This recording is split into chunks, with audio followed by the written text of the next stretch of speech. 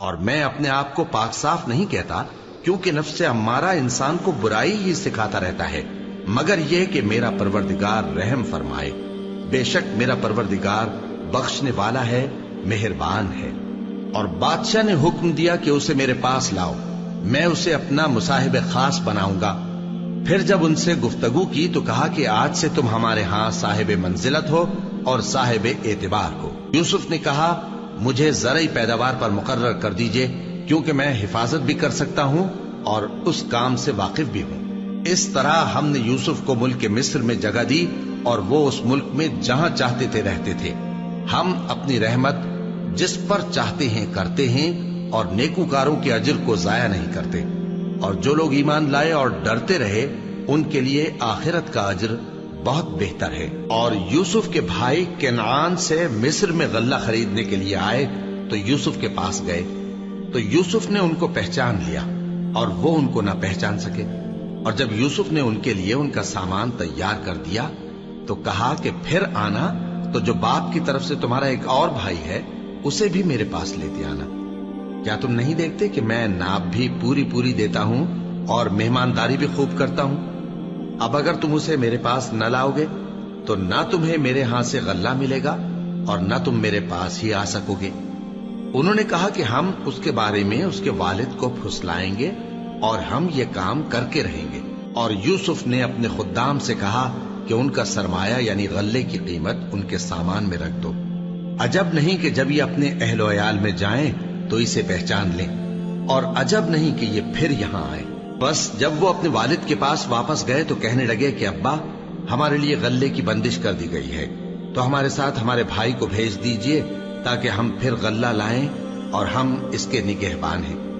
یعقوب نے کہا کہ میں اس کے بارے میں تمہارا اعتبار نہیں کرتا، مگر ویسا ہی جیسا پہلے اس کے بھائی کے بارے میں کیا تھا، سو اللہ ہی بہتر نگہبان ہے اور وہ سب سے زیادہ رحم کرنے والا ہے۔ اور جب انہوں نے اپنا اسباب کھولا تو دیکھا کہ ان کا سرمایہ واپس کر دیا گیا ہے۔ کہنے لگے ابا ہمیں اور کیا چاہیے، دیکھیے یہ ہماری پونجی بھی ہمیں واپس کر دی گئی ہے، اور ہم اپنے اہل و عیال کے لیے پھر غلہ لائیں گے اور اپنے بھائی کی نگہبانی کریں گے، اور ایک بار شتر زیادہ لائیں گے کہ یہ غلہ جو ہم لائے ہیں تھوڑا ہے۔ یعقوب نے کہا کہ جب تک تم اللہ کا عہد نہ دو کہ اس کو میرے پاس صحیح و سالم لے آؤ گے، میں اسے ہرگز تمہارے ساتھ نہیں بھیجنے کا، مگر یہ کہ تم گھیر لیے جاؤ یعنی بے بس ہو جاؤ تو مجبوری ہے۔ پس جب انہوں نے والد کو اپنا قول دیا تو یعقوب نے کہا کہ جو قول و قرار ہم کر رہے ہیں اس کا اللہ ضامن ہے، اور فرمایا کہ اے میرے بیٹو ایک ہی دروازے سے داخل نہ ہونا بلکہ جدا جدا دروازوں سے داخل ہونا، اور میں اللہ کی تقدیر کو تو تم سے روک نہیں سکتا، بے شک حکم اللہ ہی کا ہے، میں اسی پر بھروسہ رکھتا ہوں، اور اہل توکل کو اسی پر بھروسہ رکھنا چاہیے۔ اور جب وہ ان مقامات سے داخل ہوئے جہاں جہاں سے داخل ہونے کے لیے ان کے والد نے ان سے کہا تھا، تو وہ تدبیر اللہ کے حکم کو ذرا بھی ٹال نہیں سکتی تھی۔ ہاں وہ یعقوب کے دل کی خواہش تھی جو انہوں نے پوری کی تھی، اور بے شک وہ صاحب علم تھے کیونکہ ہم نے ان کو علم سکھایا تھا، لیکن اکثر لوگ نہیں جانتے۔ اور جب وہ لوگ یوسف کے پاس پہنچے تو یوسف نے اپنے حقیقی بھائی کو اپنے پاس جگہ دی اور کہا کہ میں تمہارا بھائی ہوں، تو جو سلوک یہ ہمارے ساتھ کرتے رہے ہیں اس پر افسوس نہ کرنا۔ پھر جب ان کا اسباب تیار کر دیا تو اپنے بھائی کے تھیلے میں آپ خورا رکھ دیا۔ پھر جب وہ آبادی سے باہر نکل گئے تو ایک پکارنے والے نے آواز دی کہ قافلے والو تم تو چور ہو۔ وہ ان کی طرف متوجہ ہو کر کہنے لگے کہ تمہاری کیا چیز کھوئی گئی ہے؟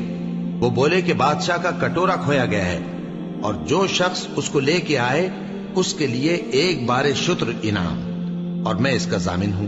وہ کہنے لگے کہ اللہ کی قسم تم کو معلوم ہے کہ ہم اس ملک میں اس لیے نہیں آئے کہ خرابی کریں اور نہ ہم چوری کیا کرتے ہیں۔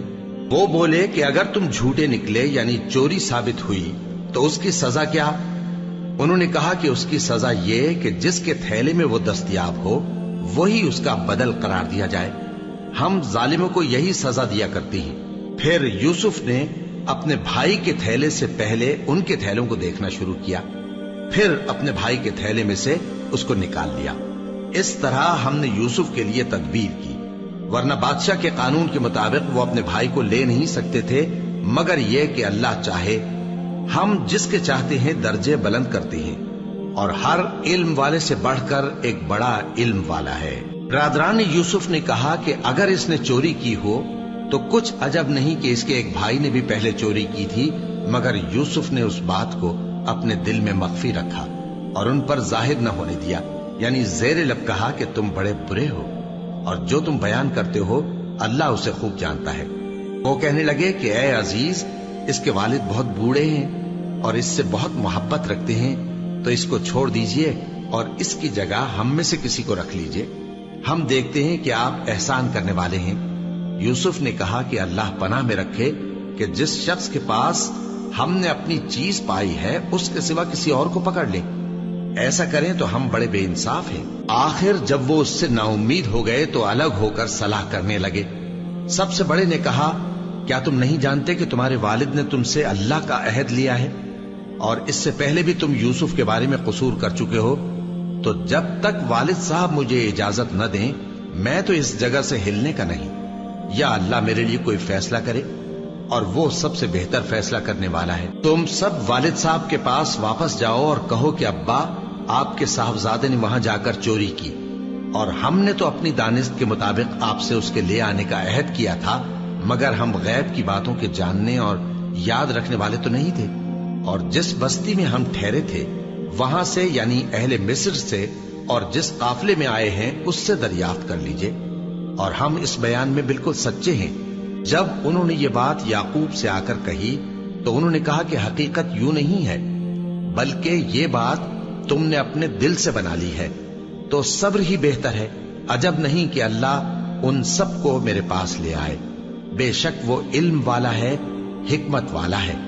اور ان کے پاس سے چلے گئے اور کہنے لگے کہ ہائے افسوس یوسف پر، ہائے افسوس، اور رنج و الم میں ان کی آنکھیں سفید ہو گئیں اور ان کا دل غم سے بھر رہا تھا۔ بیٹے کہنے لگے کہ واللہ آپ تو یوسف کو اسی طرح یاد ہی کرتے رہیں گے یہاں تک کہ آپ گھل جائیں گے یا جان ہی دے دیں گے۔ انہوں نے کہا کہ میں تو اپنے غم و اندوہ کا اظہار اللہ سے کرتا ہوں، اور اللہ کی طرف سے وہ باتیں جانتا ہوں جو تم نہیں جانتے۔ اے بیٹو، یوں کرو کہ ایک دفعہ پھر جاؤ اور یوسف اور اس کے بھائی کو تلاش کرو، اور اللہ کی رحمت سے نا امید نہ ہونا، کہ اللہ کی رحمت سے تو کافر لوگ ہی نا امید ہوا کرتے ہیں۔ پھر جب وہ یوسف کے پاس گئے تو کہنے لگے کہ اے عزیز، ہمیں اور ہمارے اہل و عیال کو بڑی تکلیف ہو رہی ہے، اور ہم یہ تھوڑا سا سرمایہ لائے ہیں، آپ ہمیں اس کے عوض پورا غلہ دے دیجئے اور ہم پر خیرات کیجئے کہ اللہ خیرات کرنے والوں کو ثواب دیتا ہے۔ یوسف نے کہا، تمہیں معلوم ہے کہ جب تم نادانی میں پھنسے ہوئے تھے تو تم نے یوسف اور اس کے بھائی کے ساتھ کیا کیا تھا؟ وہ بولے، کیا واقعی تم ہی یوسف ہو؟ انہوں نے کہا، ہاں میں یوسف ہوں، اور بن یامین کی طرف اشارہ کر کے کہنے لگے، یہ میرا بھائی ہے، اللہ نے ہم پر بڑا احسان کیا ہے۔ جو شخص اللہ سے ڈرتا اور صبر کرتا ہے تو اللہ نیکوکاروں کا اجر ضائع نہیں کرتا۔ وہ بولے، اللہ کی قسم، اللہ نے تم کو ہم پر فضیلت بخشی ہے اور بے شک ہم خطاکار تھے۔ یوسف نے کہا کہ آج کے دن تم پر کوئی ملامت نہیں، اللہ تم کو معاف کرے، اور وہ سب سے بڑھ کر رحم کرنے والا ہے۔ یہ میرا کرتا لے جاؤ، پھر اسے والد صاحب کے منہ پر ڈال دینا تو وہ بینا ہو جائیں گے، اور اپنے تمام اہل و عیال کو میرے پاس لے آؤ۔ اور جب قافلہ مصر سے روانہ ہوا تو ان کے والد کہنے لگے کہ اگر مجھ کو یہ نہ کہو کہ بوڑھا بہک گیا ہے تو مجھے تو یوسف کی بو آ رہی ہے۔ وہ بولے کہ واللہ آپ اسی قدیم غلطی میں مبتلا ہیں۔ مگر جب خوشخبری دینے والا آ پہنچا تو اس نے کرتا ان کے منہ پر ڈال دیا، سو وہ بینا ہو گئے، اور بیٹوں سے کہنے لگے، کیا میں نے تم سے نہیں کہا تھا کہ میں اللہ کی طرف سے وہ باتیں جانتا ہوں جو تم نہیں جانتے؟ بیٹوں نے کہا کہ ابا، ہمارے لیے ہمارے گناہ کی مغفرت مانگیے، بے شک ہم خطاکار تھے۔ فرمایا، میں اپنے پروردگار سے تمہارے لیے بخشش مانگوں گا، بے شک وہ بخشنے والا ہے، مہربان ہے۔ پھر جب یہ سب لوگ یوسف کے پاس پہنچے تو انہوں نے اپنے والدین کو اپنے پاس جگہ دی اور کہا، مصر میں داخل ہو جائیے، اللہ نے چاہا تو امن و امان سے رہیے گا۔ اور اپنے والدین کو تخت پر بٹھایا اور سب ان کے آگے سجدے میں گر پڑے۔ اور اس وقت یوسف نے کہا، ابا جان، یہ میرے اس خواب کی تعبیر ہے جو میں نے پہلے بچپن میں دیکھا تھا، میرے پروردگار نے اسے سچ کر دیا اور اس نے مجھ پر بہت سے احسان کیے ہیں کہ مجھ کو قید خانے سے نکالا، اور اس کے بعد کہ شیطان نے مجھ میں اور میرے بھائیوں میں فساد ڈال دیا تھا، آپ کو گاؤں سے یہاں لایا۔ بے شک میرا پروردگار جو چاہتا ہے تدبیر سے کرتا ہے، وہ علم والا ہے، حکمت والا ہے۔ جب یہ سب باتیں ہو لیں تو یوسف نے اللہ سے دعا کی کہ اے میرے پروردگار، تو نے مجھ کو حکومت سے نوازا اور خوابوں کی تعبیر کا علم بخشا۔ اے آسمانوں اور زمین کے پیدا کرنے والے، تو ہی دنیا اور آخرت میں میرا کارساز ہے۔ تو مجھے دنیا سے اپنی اطاعت کی حالت میں اٹھائیو اور آخرت میں اپنے نیک بندوں میں داخل کیجو۔ اے پیغمبر، یہ اخبار غیب میں سے ہیں جو ہم تمہاری طرف بھیجتے ہیں۔ اور جب برادران یوسف نے اپنی بات پر اتفاق کیا تھا اور وہ فریب کر رہے تھے تو تم ان کے پاس تو نہ تھے، اور بہت سے آدمی گو تم کتنی خواہش کرو ایمان لانے والے نہیں ہیں، اور تم ان سے اس خیر خواہی کا کچھ صلہ بھی تو نہیں مانگتے۔ یہ قرآن اور کچھ نہیں تمام جہانوں کے لیے نصیحت ہے، اور آسمان و زمین میں بہت سی نشانیاں ہیں جن پر سے یہ گزرتے ہیں اور ان کو نظر انداز کر دیتے ہیں، اور یہ اکثر اللہ پر ایمان نہیں رکھتے مگر اس کے ساتھ شرک بھی کرتے ہیں۔ تو کیا یہ اس بات سے بے خوف ہیں کہ ان پر اللہ کا عذاب نازل ہو کر ان کو ڈھانپ لے، یا ان پر ناگہاں قیامت آ جائے اور انہیں خبر بھی نہ ہو؟ کہہ دو میرا رستہ تو یہ ہے، میں اللہ کی طرف بلاتا ہوں سمجھ بوجھ کر، میں بھی لوگوں کو اللہ کی طرف بلاتا ہوں اور میرے پیراؤ بھی، اور اللہ پاک ہے اور میں شرک کرنے والوں میں سے نہیں ہوں۔ اور ہم نے تم سے پہلے بستیوں کے رہنے والوں میں سے مرد ہی بھیجے تھے جن کی طرف ہم وہی بھیجتے تھے۔ کیا ان لوگوں نے ملک میں سیر و سیاحت نہیں کی کہ دیکھ لیتے کہ جو لوگ ان سے پہلے تھے ان کا انجام کیا ہوا؟ اور متقیوں کے لیے آخرت کا گھر بہت اچھا ہے، کیا تم سمجھتے نہیں؟ یہاں تک کہ جب پیغمبر نا امید ہو گئے اور انہوں نے خیال کیا کہ اپنی نصرت کے بارے میں جو بات انہوں نے کہی تھی اس میں وہ سچے نہ نکلے، تو ان کے پاس ہماری مدد آ پہنچی۔ پھر جسے ہم نے چاہا بچا دیا، اور ہمارا عذاب اتر کر گناہگار لوگوں سے پھیرا نہیں کرتا۔ ان کے قصے میں عقل مندوں کے لیے عبرت ہے۔ یہ قرآن ایسی بات نہیں ہے جو اپنے دل سے بنائی گئی ہو، بلکہ جو کتابیں اس سے پہلے نازل ہوئی ہیں ان کی تصدیق کرنے والا ہے اور ہر چیز کی تفصیل کرنے والا، اور مومنوں کے لیے ہدایت اور رحمت ہے۔ شروع اللہ کا نام لے کر جو بڑا مہربان نہایت رحم والا ہے۔ الف لام میم را۔ اے نبی، یہ کتاب الہی کی آیتیں ہیں، اور جو کچھ تمہارے پروردگار کی طرف سے تم پر نازل ہوا ہے حق ہے، لیکن اکثر لوگ ایمان نہیں لاتے۔ اللہ وہی تو ہے جس نے ستونوں کے بغیر آسمان جیسا کہ تم دیکھتے ہو اتنے اونچے بنائے، پھر عرش پر جلوہ افروز ہوا اور سورج اور چاند کو کام میں لگا دیا، ہر ایک میعاد معین تک گردش کر رہا ہے۔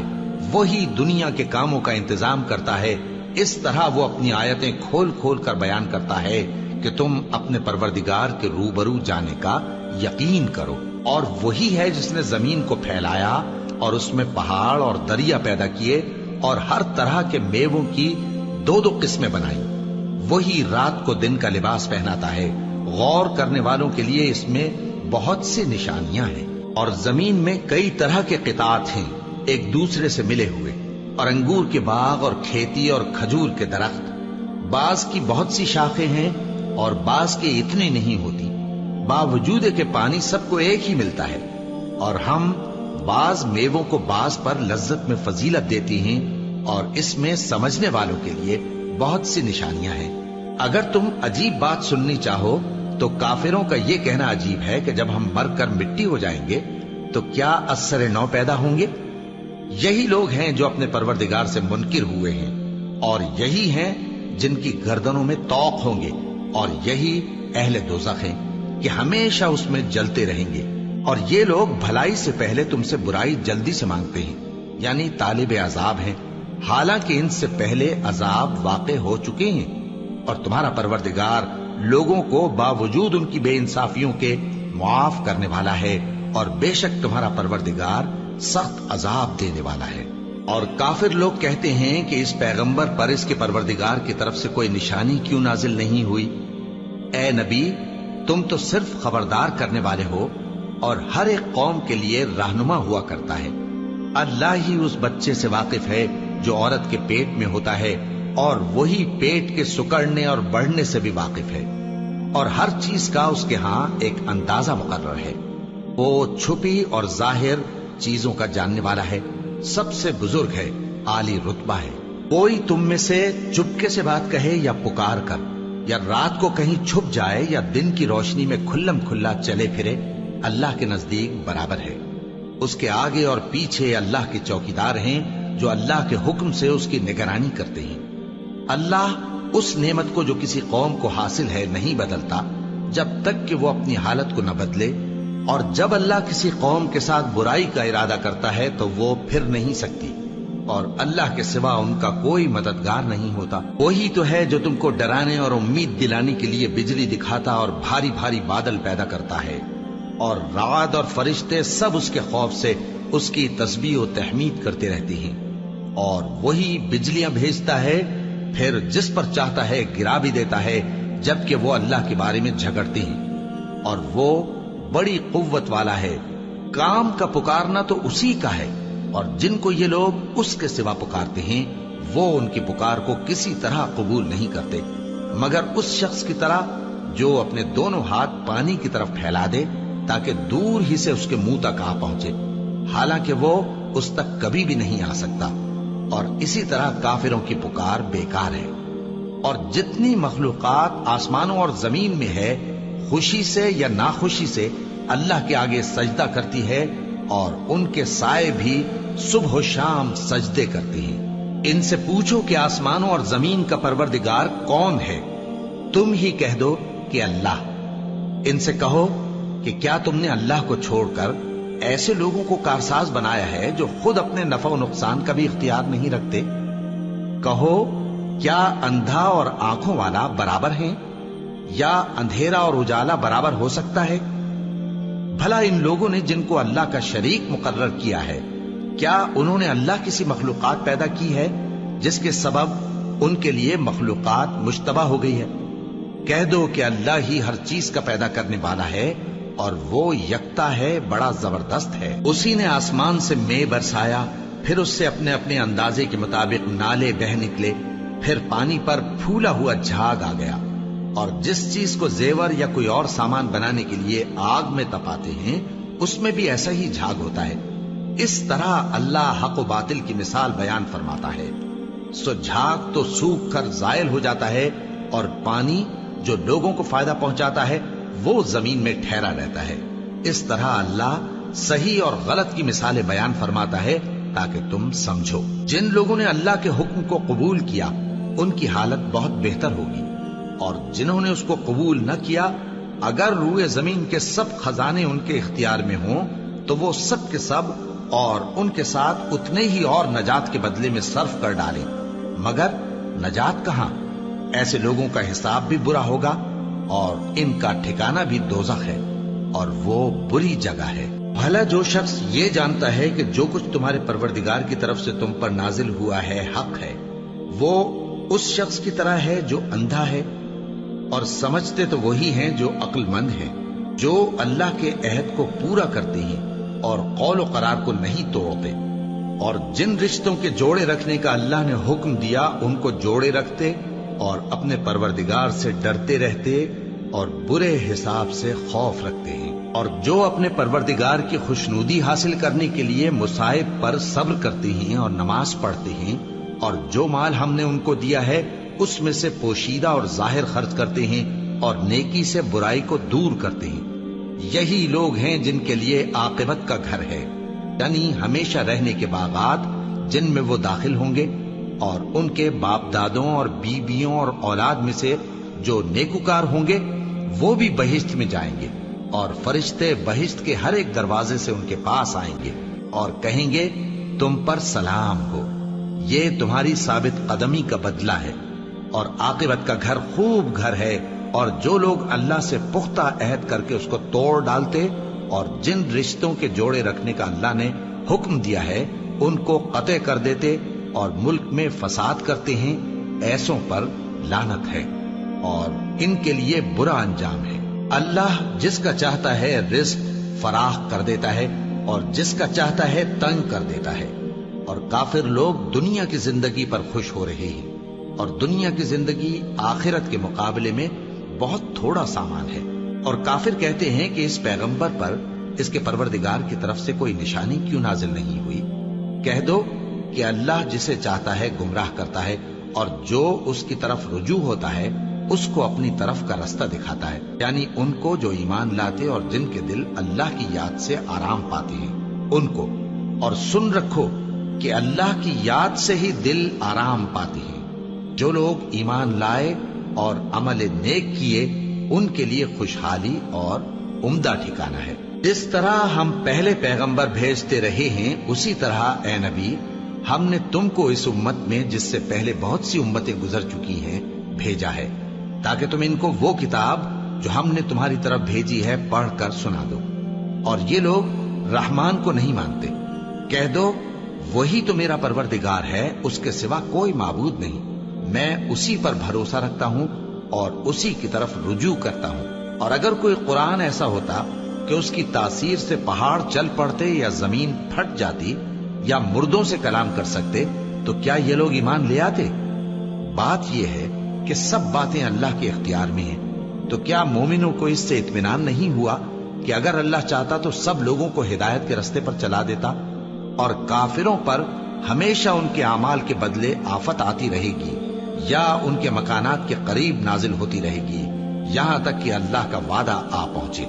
بے شک اللہ وعدہ خلاف نہیں کرتا۔ اور تم سے پہلے بھی رسولوں کے ساتھ تمسخر ہوتے رہے ہیں، تو میں نے کافروں کو مہلت دی، پھر میں نے ان کو پکڑ لیا، سو دیکھ لو کہ میرا عذاب کیسا رہا۔ تو کیا وہ جو ہر شخص کے اعمال کا نگراں و نگہبان ہے وہ بتوں کی طرح بے علم و بے خبر ہو سکتا ہے؟ اور ان لوگوں نے اللہ کے شریک مقرر کر رکھے ہیں۔ ان سے کہو کہ ذرا ان کے نام تو لو۔ کیا تم اسے ایسی چیزیں بتاتے ہو جو روئے زمین پر ہیں اور اسے معلوم نہیں، یا تم لوگ محض سطحی بات کی تقلید کرتے ہو؟ اصل یہ ہے کہ کافروں کو ان کے فریب خوبصورت معلوم ہوتے ہیں اور وہ ہدایت کے رستے سے روک لیے گئے ہیں، اور جسے اللہ گمراہ رہنے دے اسے کوئی ہدایت کرنے والا نہیں۔ ان کو دنیا کی زندگی میں بھی عذاب ہے اور آخرت کا عذاب تو بہت ہی سخت ہے، اور ان کو اللہ کے عذاب سے کوئی بھی بچانے والا نہیں۔ جس جنت کا پرہیزگاروں سے وعدہ کیا گیا ہے اس کی شان یہ ہے کہ اس کے نیچے نہریں بہ رہی ہیں، اس کے پھل ہمیشہ باقی رہنے والے ہیں اور اس کے سائے بھی۔ یہ ان لوگوں کا انجام ہے جو متقی ہیں، اور کافروں کا انجام دوزخ ہے۔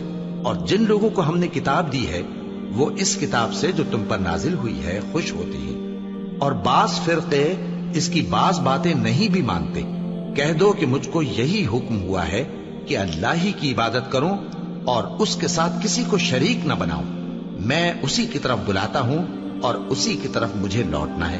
اور اسی طرح ہم نے اس قرآن کو عربی زبان کا فرمان بنا کر نازل کیا ہے۔ اور اگر تم علم آ جانے کے بعد ان لوگوں کی خواہشوں کے پیچھے چلو گے تو اللہ کے سامنے کوئی نہ تمہارا مددگار ہوگا اور نہ کوئی بچانے والا۔ اور اے نبی ہم نے تم سے پہلے بھی پیغمبر بھیجے تھے اور ان کو بیویاں اور اولاد بھی دی تھی، اور کسی پیغمبر کے اختیار کی بات نہ تھی کہ اللہ کے حکم کے بغیر کوئی نشانی لے آتا۔ ہر حکم قضا کتاب میں لکھا ہوا ہے۔ اللہ جس چیز کو چاہتا ہے مٹا دیتا ہے اور جس کو چاہتا ہے باقی رکھتا ہے، اور اسی کے پاس اصل کتاب ہے۔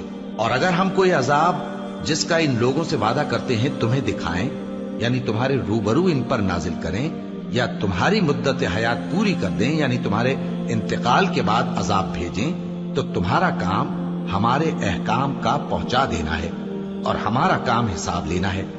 کیا انہوں نے نہیں دیکھا کہ ہم زمین کو اس کے کناروں سے گھٹاتے چلے آ رہے ہیں؟ اور اللہ جیسا چاہتا ہے حکم کرتا ہے، کوئی اس کے حکم کا رد کرنے والا نہیں، اور وہ جلد حساب لینے والا ہے۔ جو لوگ ان سے پہلے تھے وہ بھی بہتیری تدبیریں کرتے رہے ہیں، سو تدبیر تو سب اللہ ہی کی ہوتی ہے۔ ہر شخص جو کچھ کر رہا ہے اللہ اسے جانتا ہے، اور کافر جلد معلوم کر لیں گے کہ آخرت میں اچھا انجام کس کے لیے ہوتا ہے۔ اور کافر لوگ کہتے ہیں کہ تم پیغمبر نہیں ہو۔ کہہ دو کہ میرے اور تمہارے درمیان اللہ اور وہ شخص جس کے پاس کتاب آسمانی کا علم ہے بطور گواہ کافی ہے۔ شروع اللہ کا نام لے کر جو بڑا مہربان نہایت رحم والا ہے۔ الف لام را، یہ ایک پر نور کتاب ہے، اس کو ہم نے تم پر اس لیے نازل کیا ہے کہ تم لوگوں کو اندھیروں سے نکال کر روشنی کی طرف لے جاؤ، یعنی ان کے پروردگار کے حکم سے عزت والے خوبیوں والے مالک کے راستے کی طرف، یعنی اس اللہ کے راستے کی طرف کہ جو کچھ آسمانوں اور زمین میں ہے سب اسی کا ہے۔ اور ان کافروں کے لیے عذاب شدید کی وجہ سے تباہی اور بربادی مقدر ہے، جو آخرت کے مقابلے میں دنیاوی زندگی کو پسند کرتے اور لوگوں کو اللہ کے راستے سے روکتے اور اس میں کجی چاہتے ہیں۔ یہ لوگ بڑے دور کی گمراہی میں ہیں، اور ہم نے کوئی پیغمبر نہیں بھیجا مگر وہ اپنی قوم کی زبان بولتا تھا تاکہ انہیں احکام الہی کھول کھول کر بتا دے۔ پھر اللہ جسے چاہتا ہے گمراہ رہنے دیتا ہے اور جسے چاہتا ہے ہدایت دیتا ہے، اور وہ غالب ہے، حکمت والا ہے۔ اور ہم نے موسیٰ کو اپنی نشانیاں دے کر بھیجا کہ اپنی قوم کو تاریکیوں سے نکال کر روشنی میں لے جاؤ اور ان کو اللہ کے دن یاد دلاؤ، اور اس میں ان لوگوں کے لیے جو صابر و شاکر ہیں نشانیاں ہیں۔ اور جب موسیٰ نے اپنی قوم سے کہا کہ اللہ نے جو تم پر مہربانیاں کی ہیں ان کو یاد کرو، جبکہ اس نے تم کو فرعون کی قوم سے رہائی بخشی، وہ لوگ تمہیں برے برے عذاب دیتے تھے اور تمہارے بیٹوں کو مار ڈالتے تھے اور تمہاری لڑکیوں کو زندہ رہنے دیتے تھے، اور اس میں تمہارے پروردگار کی طرف سے بڑی آزمائش تھی۔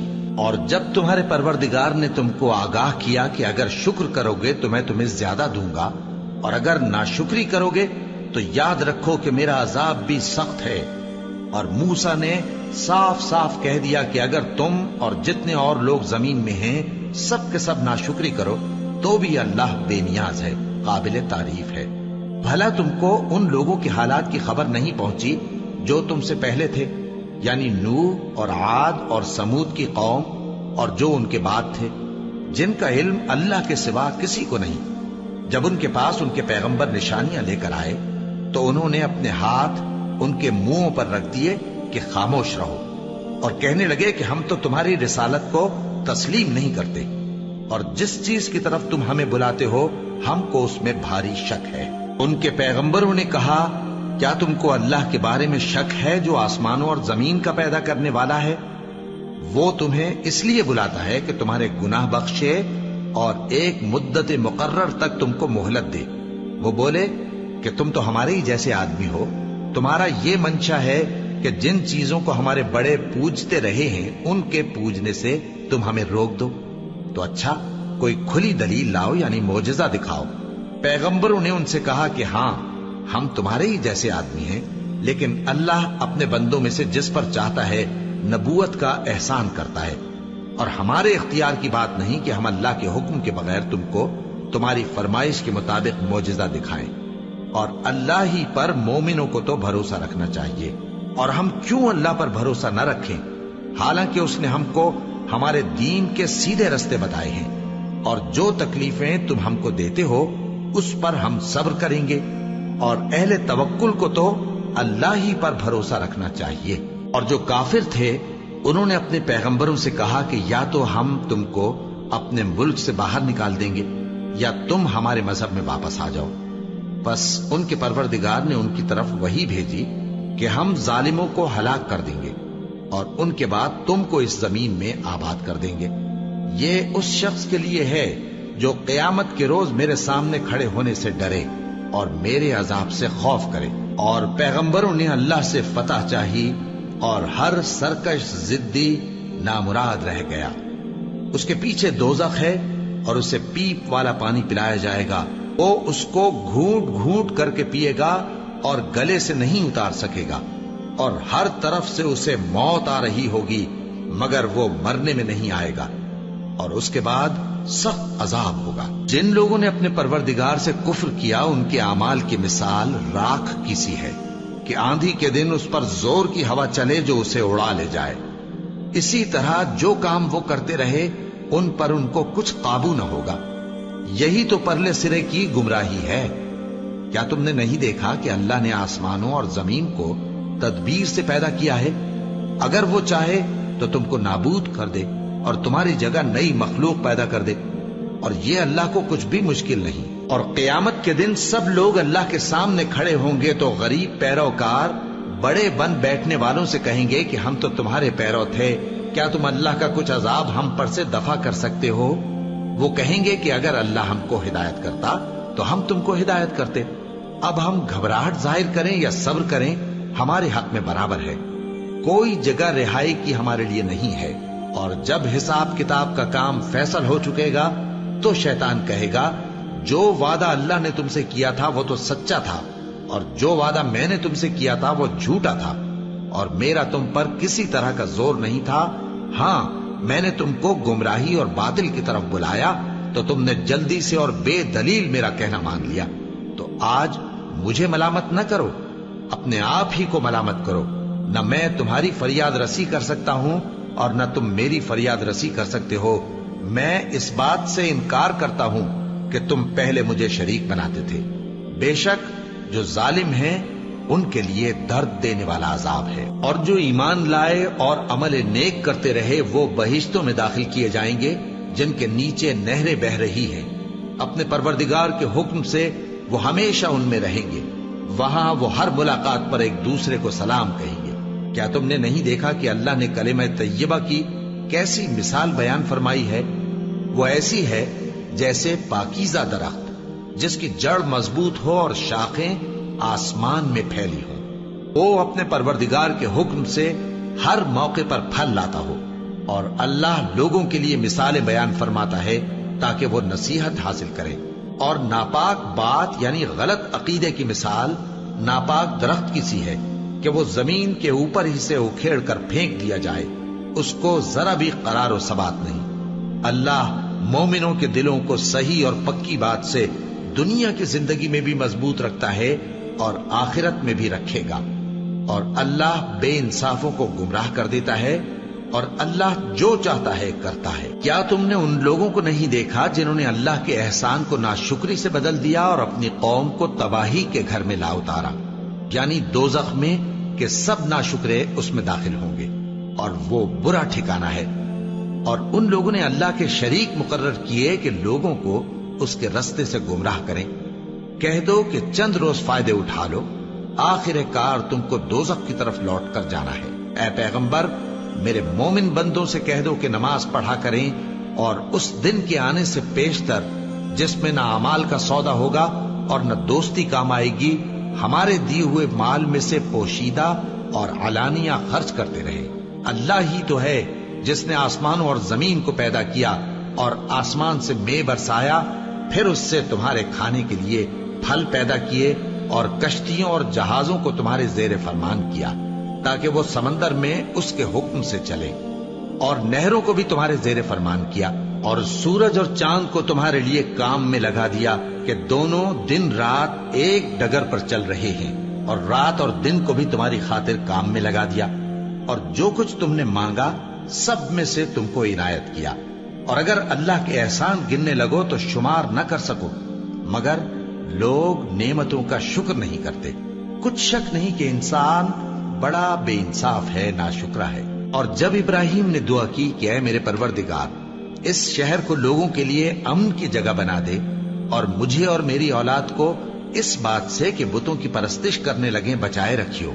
اے پروردگار، انہوں نے بہت سے لوگوں کو گمراہ کیا ہے، سو جس شخص نے میرا کہا مانا وہ میرا ہے، اور جس نے میری نافرمانی کی تو تو بخشنے والا ہے، مہربان ہے۔ اے پروردگار، میں نے اپنی اولاد ایک وادی میں جہاں کھیتی نہیں، تیرے عزت و ادب والے گھر کے پاس لا بسائی ہے۔ اے پروردگار، تاکہ یہ نماز پڑھیں، سو تو لوگوں کے دلوں کو ایسا کر دے کہ ان کی طرف جھکے رہیں، اور ان کو میووں سے روزی دیتے رہنا تاکہ تیرا شکر کریں۔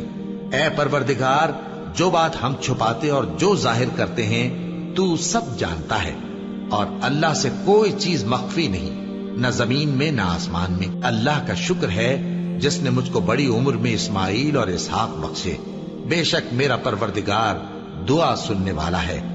اے پروردگار، مجھ کو ایسی توفیق عنایت کر کہ نماز پڑھتا رہوں، اور میری اولاد کو بھی یہ توفیق بخش۔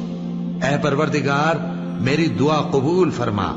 اے پروردگار، حساب کتاب کے دن میری اور میرے ماں باپ کی اور مومنوں کی مغفرت کیجو۔ اور مومنوں، یہ نہ سمجھنا کہ یہ ظالم جو کام کر رہے ہیں اللہ ان سے بے خبر ہے۔ وہ ان کو اس دن تک مہلت دے رہا ہے جبکہ دہشت کے سبب آنکھیں پھٹی کی پھٹی رہ جائیں گی اور لوگ سر اٹھائے ہوئے میدان قیامت کی طرف دوڑ رہے ہوں گے۔ ان کی نگاہیں خود اپنی طرف لوٹ نہ سکیں گی اور ان کے دل مارے خوف کے ہوا ہو رہے ہوں گے۔ اور لوگوں کو اس دن سے آگاہ کر دو جب ان پر عذاب آ جائے گا۔ تب ظالم لوگ کہیں گے کہ اے ہمارے پروردگار، ہمیں تھوڑی سی مہلت عطا کر تاکہ ہم تیری دعوت توحید قبول کریں اور تیرے پیغمبروں کے پیچھے چلیں۔ تو جواب ملے گا، کیا تم پہلے قسمیں نہیں کھایا کرتے تھے کہ تم کو اس حال سے جس میں تم ہو زوال نہیں ہوگا؟ اور جو لوگ اپنے آپ پر ظلم کرتے تھے تم ان کے مکانوں میں رہتے تھے، اور تم پر ظاہر ہو چکا تھا کہ ہم نے ان لوگوں کے ساتھ کس طرح کا معاملہ کیا تھا، اور تمہارے سمجھانے کے لیے مثالیں بیان کر دی تھی۔ اور انہوں نے بڑی بڑی تدبیریں کی، اور ان کی سب تدبیریں اللہ کے ہاں لکھی ہوئی ہیں۔ گو وہ تدبیریں ایسی غضب کی تھیں کہ ان سے پہاڑ بھی ٹل جائیں۔ تو ایسا خیال نہ کرنا کہ اللہ نے جو اپنے پیغمبروں سے وعدہ کیا ہے وہ اس کے خلاف کرے گا۔ بے شک اللہ زبردست ہے، بدلہ لینے والا ہے۔ جس دن یہ زمین دوسری ہی زمین بنا دی جائے گی اور آسمان بھی بدل دیے جائیں گے اور سب لوگ اللہ کے سامنے نکل کھڑے ہوں گے جو یکتا ہے، بڑا زبردست ہے۔ اور اس دن تم گناہگاروں کو دیکھو گے کہ زنجیروں میں جکڑے ہوئے ہیں، ان کے کرتے تارکول کے ہوں گے اور ان کے چہروں کو آگ لپٹ رہی ہوگی، یہ اس لیے کہ اللہ ہر شخص کو اس کے اعمال کا بدلہ دے۔ بے شک اللہ جلد حساب لینے والا ہے۔ یہ قرآن لوگوں کے نام اللہ کا پیغام ہے تاکہ ان کو اس سے ڈرایا جائے اور تاکہ وہ جان لیں کہ وہی اکیلا معبود ہے، اور تاکہ اہل عقل نصیحت حاصل کریں۔